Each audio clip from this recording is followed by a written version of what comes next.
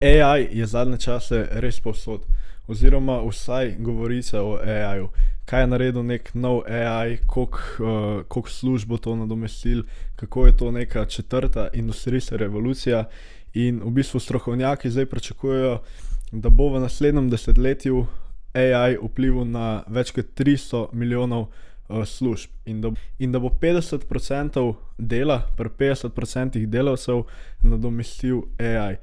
Z drugimi besedami se pravi, da bo pri polovici delavcev pol njihovega dela nadomestil AI, kar bi lahko posledično pomenilo, da bo pač četrtina delavcev v bistvu ostala brez službe, ker ne bodo imeli nič za delati, ne, če se ne bo zmanjšal delovni čas ali pa kaj podobnega. In v bistvu so te številke še večje, pričakujejo, da bo pri 60% delavcev vsaj na 10% njihovega dela nadomestil AI. Se pravi, AI je kar hype zadnje čase, kar dosti velika pričakovanja so, kar se tiče AI-ja, ampak veliko folka pa v bistvu govori, da to, kar zdaj videvamo od AI-ja, te toolsi, da so dosti joke v primerjavi s tem, kaj prihaja, da pač to ni še nič, a ne. In tukaj pol pridemo do tega vprašanja, če je to še na toliko early stageu, kako bi lahko mi s tem zaslužili, a se da investirati v AI, in to si bomo v bistvu danes malo pogledali. Malo si bomo pogledali, kako bi lahko investirali v AI, kakšne imamo tukaj možnosti, pol rad bi predstavil en problem, kar se tiče investicij v AI, in pa pogledali si bomo še kakšno podjetje, recimo Google pa C3 AI in kakšne se mi zdijo te investicije. Tukaj mogoče en disclaimer, da kljub temu, da pač investicija v AI, ne bom rekel, a je dobra, ampak ali pa slaba, bi rekel, da se mi to ne zdi najboljša možnost pač zaslužka z AI-jem. Veliko boljše, da se vi naučite nekaj o AI tehnologiji in jo pol uporabite pri svojemu podjetju, pri svojemu delu, karkoli, da ste pač bolj produktivni. To se mi zdi še najboljša možnost za zaslužek z AI-jem. Zato v bistvu smo začeli tudi novo serijo na tem kanalu, ki predstavlja različne AI-je, in pa isto na najini spletni strani vseodenarju.com, kjer so gor številni zastonj programi, bo pač kmalu dodan tudi AI program, tako da to si pejte pogledati. Zdaj, če si najprej pogledamo Google stock, ki je v zadnjih letih in sploh v zadnjem letu se zelo začel spuščati v AI tehnologije, in se mi zdi tudi, da je eno izmed najboljš pozicioniranih podjetij, kar se tiče za AI, zato ker pač je eno od podjetij, ki ima največ casha, zato se mi zdi tukaj največja možnost, da njim rata z AI-jem, poleg pač Microsofta, a ne. Ampak Google dobi trenutno okoli 70% svojih prihodkov od Google Searcha in pač teh oglasov, ki so na spletnih straneh. Se pravi, oglasov na Google Searchu in oglasov na spletnih straneh. In če v bistvu Google Search in spletne strani ratajo manj relevantne, ker imate vi nek AI, ki vam bo dal takoj odgovor, ne boste rabili googlati za njega, vprašanje, koliko to vpliva na njihov prihodek, in pa drugo vprašanje, a ne, kdo je pripravljen plačati za search, recimo v Bardu, a ne, v Googlovem AI-ju. A bo to zastonj, a bojo implementirali neke oglase v Bard, tako da tukaj v bistvu je veliko vprašanj, kam bo šel prihodek za Google v prihodnosti s tem razvojem AI-ja. Google je imel sicer prejšnji teden nek I.O. event, kjer so predstavili veliko novih AI produktov, ampak v bistvu se te produkti ne zdijo nič novega. Zgleda, kakor da so v bistvu kopirali neke AI produkte, ki že obstajajo, in so pač dali Google logo gor in je to. Primer je recimo tale Extend the Image feature, ki je dosti podoben Runway Infinite Image Generatorju, pa recimo Compose AI Replacement, ki vam pač sestavlja odgovore na maile, to isto že dosti obstaja. A pa recimo Image Generator, Slide Deck Generator, v glavnem veliko teh ostalih orodij, ki izgledajo dosti podobna kakor na nekih third party appih, in jih Google zdaj sam pač prenesel pod sebe. Kar v bistvu ni toliko slabo, se meni zdi, zato ker bojo pod Googlom dosti bolj reliable, pa dosti bolj accessible, Ampak hočem reči, da Google ni v bistvu nič kaj novega naredil s temi AI produkti, ki jih je predstavil. No, ampak če damo to na stran, v bistvu večje vprašanje zame je, kako bo Google v bistvu služil od teh AI produktov, ki jih bo zdaj ponudil. Zato, ker Google ima recimo trenutno servise, kot so Gmail ali pa podobno, ampak Google v bistvu dela zelo malo prihodkov dela od teh servisov, kot so naprimer Gmail. V bistvu je pri Googlovem revenue samo 10% prihodka iz servisov.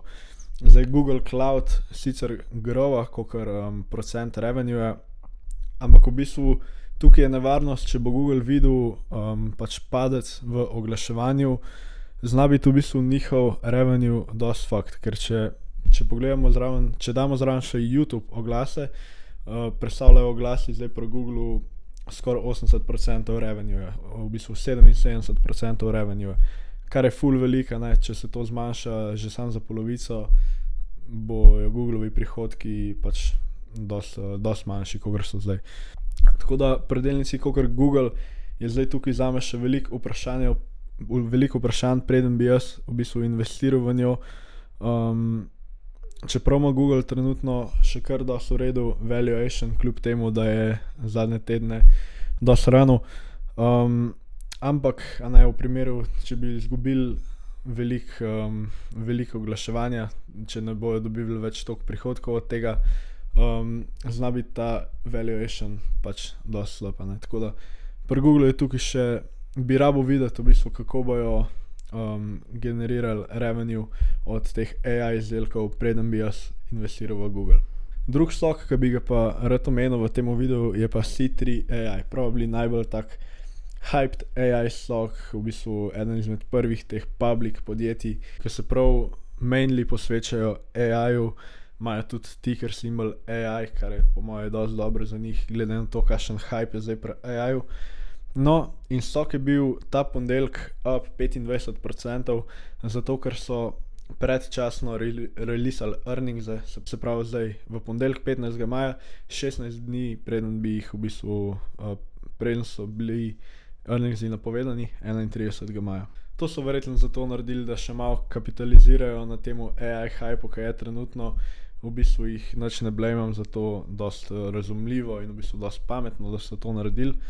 No ja, in v tem earnings reportu so govorili, da je business environment za enterprise AI vse bolj aktiven, basically to pomeni, da zaključujejo vse več dealov, novih pogodb, pač za AI produkte njihove, se pravi za enterprise AI. No, ampak tukaj bi jaz rad izpostavil nekaj drugega, eno skrb, ki imam jaz pri C3 AI-ju. In ta skrb je v bistvu, koliko veliko njihovega prihodka prihaja od ene stranke, in to od podjetja Baker Hughes. Če si pogledamo njihov zadnji financial statement, se pravi, to je za prejšnji quarter, ne ta zdaj, so imeli 66,7 milijonov prihodkov in od tega je bilo 35,7 milijonov od ene stranke, kar je 53,5%. Zdaj sicer imajo pogodbo z njimi do leta 2025 in imajo neke minimalne annual commitmente, ampak vprašanje pa je, če lahko Baker Hughes to pogodbo pač prekine, kakšni so tukaj pogoji, ne vem. Zdaj ne pravim, da jo bojo, ampak hotel sem samo izpostaviti, da pač so res zelo veliko izpostavljeni samo enemu podjetju in če gre tukaj kaj narobe, njihovi prihodki basically dropajo za polovico. In pa v bistvu še, glede na to, koliko je zdaj AI eksplodiral v zadnjem kvarterju, se pravi prve 3 mesece tega leta, bi si v bistvu človek mislil, da bi malo več beatal guidance, kakor 2%. Tudi če si pogledamo, glede na prejšnji kvarter, niso spet toliko veliko growali, kakor bi mogoče pričakoval, glede na ta AI boom, pa koliko je zanimanja za AI zadnje čase. Nočem tukaj disati C3 AI, ampak to po moje ne bi bila moja prva odločitev, kar se tiče investicije v AI. Ampak tukaj pridemo zdaj v bistvu do tega problema. Folk se zaveda potenciala AI-ja, vsi hoče investirati v AI, In zato smo tudi videli tako velike premike v softih, ki so vsaj malo povezani z AI-jem, softih, kot so Google, C3 AI, chips soxi, Nvidia, AMD, pol cloud soxi, Microsoft, Amazon, pač Google.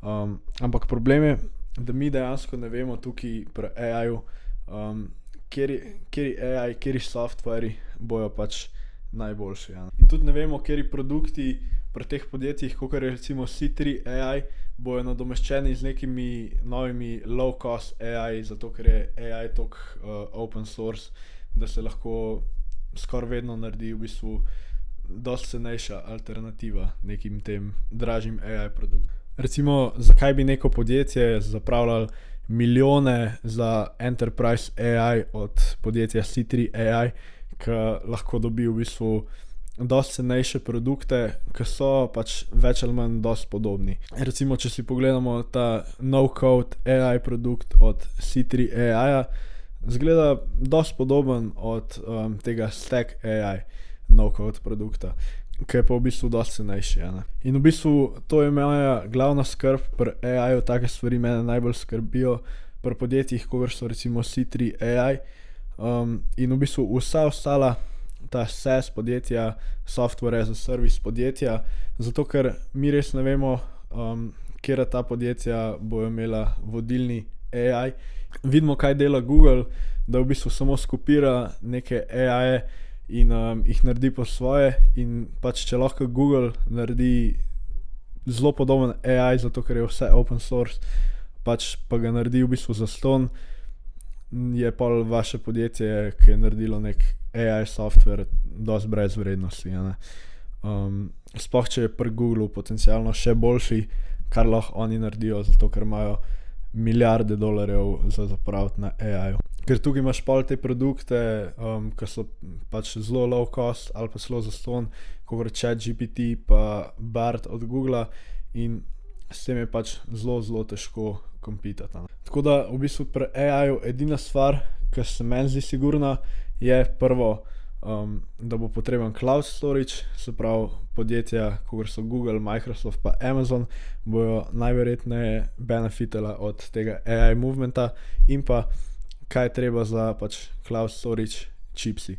Se pravi, ali so to chip designeri, kot Nvidia, AMD, ali so to manufactureri, kot Taiwan Semiconductor, Intel, zdaj Intel je tudi dizajner, ne? Ali so to v bistvu te podjetja za opremo, ki je potrebna za proizvajanje čipsov, kot ASML. Ta podjetja bojo skoraj sigurno pač videla večji demand zaradi tega AI movementa. Zdaj ne pravim, da pejte direkt investirati v ta podjetja, v bistvu dosti nasprotno. Nvidia se mi zdi dosti overvalued. V bistvu smo za Nvidio rekli, da je potential AI play že januarja, in že takrat se mi je zdela overvalued, ampak je od takrat pač zrasla še za 50%. Ampak ja, v bistvu, če iščete nek long term AI play, ki je dosti siguren, je to meni veliko boljša opcija, ker pač čipsi bojo nujno potrebni, a ne, za karkoli v povezavi z AI-jem. Zato ker kjerkoli software bo najjači, pač kar se tiče AI-ja, bojo podatki rabili iti na nek cloud, in kaj je treba za ta cloud chipsi. Ja, v bistvu bo to za ta video, malo kar se tiče AI investicij. Vidim tukaj potencial, ampak kot sem rekel, ta stvar me dosti skrbi, da je AI toliko open source in zelo tekmovalen bo, in v bistvu zelo bo po moje težko zaslužiti s tem, zato ker so te največji AI, kot je ChatGPT pa Bard, v bistvu so zaslon ali pa pač zelo pocenjene. Tako da težko bojo v bistvu ta podjetja kompitala z Googlom pa Microsoftom. Jaz sem siguren, da kakšno bo, ampak kot sem rekel, težko je pol tukaj najti zmagovalca. Pa ne pravim, da ne bojo pač C3 AI, lahko tukaj še 5x-a, ampak meni se to zdi v bistvu preveč riski investicije. Tako da, to bo to za ta video. Hvala, ker ste gledali. Pejte pogledati v link in description, je najina spletna stran, kjer so zastonj programi, kjer kmalu pride tudi AI program. Tako da ja, hvala, ker ste gledali, pa se ga v naslednjem videu.